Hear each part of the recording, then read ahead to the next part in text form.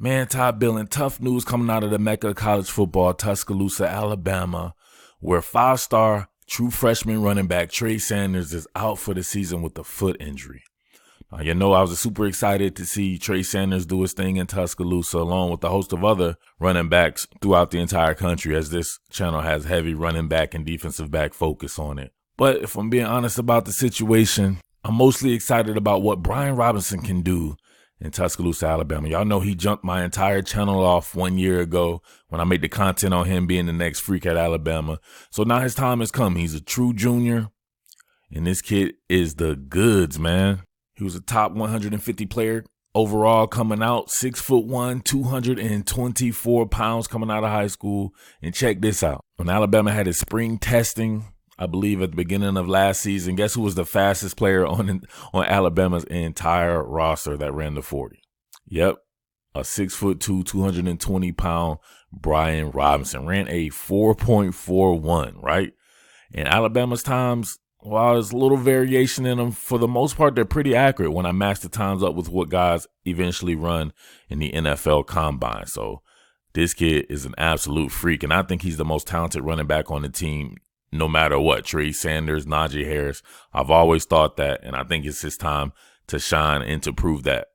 People are going to come up here and be like, Murph, but it's against Tennessee. What are you doing? He's playing Tennessee. He ain't that good. Nah, fam. What we're doing right here is we're scouting the player and not the helmet. So relax with that. We can only scout what we have, right? So he was behind three backs. One's a first-round draft pick, one's a third-round draft pick, and one's one of the most highly touted players ever in Najee Harris. So, all right. With that being said, man, he's able to string together and mesh together a whole bunch of different skills, man. That's what I love about him. You saw his 40 time, 4.41. But, man, look at the power and the ferocity with which he runs with, man. Look at him get right here.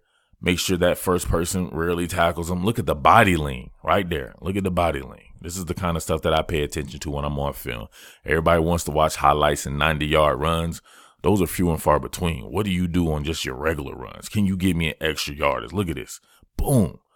Look at my man. I think that might be Nigel Warrior. Hold on. I don't want to say that. Because guess what? If you get some player wrong, you don't know anything about football, even though it has nothing to do with what's actually going on right here. So, according to dumbass LSU people, right? So, here we go. Boom. Nope. No, that wasn't Nigel Warrior. I don't know the hell that is. But look at that. Body lean. Look at the power.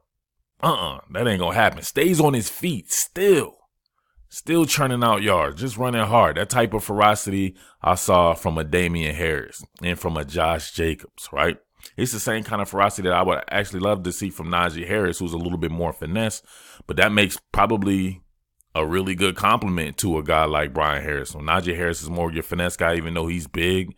And then you got your guy running with that ferociousness, like Mike Tyson would say. Oh, he's so ferocious. All right, check this out on the zone play. Look at the vision on the pull right here.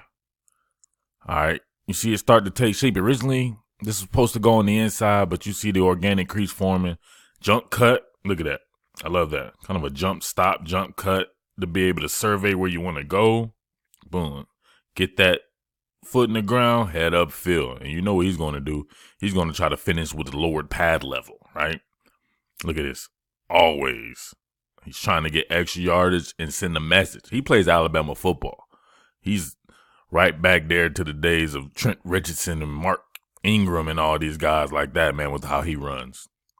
No jingle-footedness, straight power and ferocity and speed. All right, H-Lead play right here. Miller Forrestall coming through on the impact block. Boom. Now look at him work off his blocks. Just look at the vision and the patience, right? A lot of people get the ball straight up, run up the back of their lineman, run up the back of their fullback. Brian Robinson don't have those type of problems. Now look at the polishedness of him as well, if that's a word. Very polished.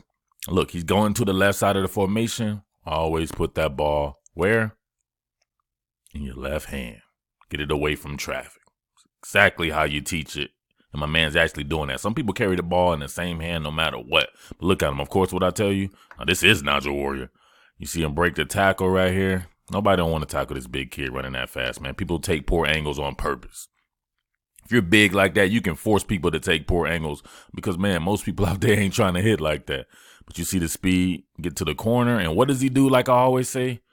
Finish with that pad level lowered. Sending messages. Boom, Alabama football. I think it's about to get physical again in Alabama, man. Brace yourselves.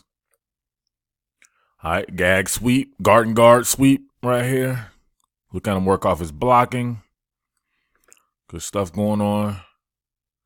All right, you see that subtleness right there? He was thinking about pulling that bad boy on the inside. You can see him looking, waiting for the crease. And he's like, I'm going to keep it to the outside. Of course, use that stiffy. Got to hit him with a little baby stiffy right there. Stick that foot in the ground. Get upfield. No playing around with Brian Robinson. And, of course, get that pad level lowered. Send some messages. Drive.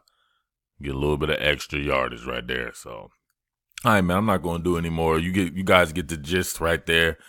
I think Brian Robinson could have a very impactful year. One of those years where you probably look at the end of it and be like, dang, man, maybe he should come out for the NFL draft. He did that well and showed himself.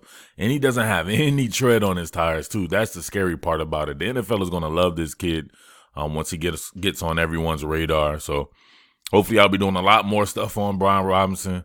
I like this kid ever since I saw him at a camp here in Atlanta when he came to the Rivals camp and got the MVP. And it was at a stack camp, too. He's that talented, all right?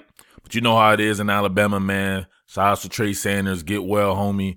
But, man, y'all better keep your eye on Brian Robinson. I know everybody loves the shiny toy Najee Harris, but I'm telling you right now, I think Brian Robinson is even more talented than he is, all right?